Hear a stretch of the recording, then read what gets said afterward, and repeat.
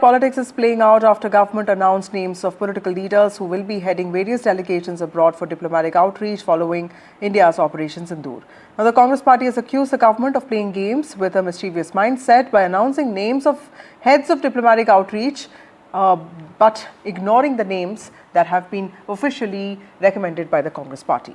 The Congress has suggested 4 MPs' names for delegation, but only Anand Sharma has been roped in by the government. Shashi Tharoor, whose name does not figure in the list of official recommendations by the Congress party, is also a choice that has been picked by the government. Shashi Tharoor will be leading a 9-member delegation to the United States of America and other countries such as Brazil and Colombia, while Supriya Sule of the NCP will be leading a delegation to Egypt, Qatar and South Africa. Kanimoi of the DMK will be leading a delegation to Russia and Spain, while Sanjay Jha of the JDU will be leading a delegation to Southeast Asia and also Japan. Ravi Shankar Prasad and Jay Panda of the BJP are also expected to lead some very important delegations to the Middle East and also to France, Germany and other countries. And the BJP meanwhile has asked if the Congress party's reaction stems from insecurity or jealousy, and this is what Mr. Tharoor said.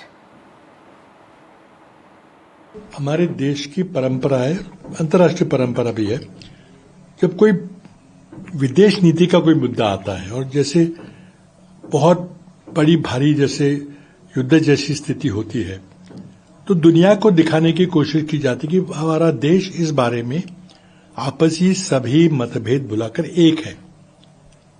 आपको याद होगा कि नरसिम्हा राव जी ने Geneva में human rights commission में जब पाकिस्तान ने बहुत पुरजोर विरोध किया था कश्मीर को लेकर, उस समय भारत की बात रखने के लिए अटल बिहारी वाजपेयी जी, जो पूर्व विदेश मंत्री थे, अब तक प्रधानमंत्री नहीं बने थे, उनको जिनेवा भेजा था। कांग्रेस के अंदर एक बड़ी उधरबुन है कि वहां पर मेरिट को दबाया जाता है, वहां पे योग्यता को नीचे लगाया जाता है और चमचागिरी को और दूसरी चीजों को बढ़ाया जाता है। ये कांग्रेस की समस्या है कि वो अपने मेरिट पे जो आदमी जो काम करने वाले हैं उनको दबाने का प्रयास करती है। कांग्रेस साफ करे कि वो थरूर जी से इतनी नफरत क्यों करती है, जब देश के प्रधानमंत्री जी, देश के सरकार थरूर जी को आगे ले जाकर देश का प्रतिनिधित्व देश के लिए अपनी बात विदेशों में कहलवाना चाहती, तो कांग्रेस को इससे क्या तकलीफ है?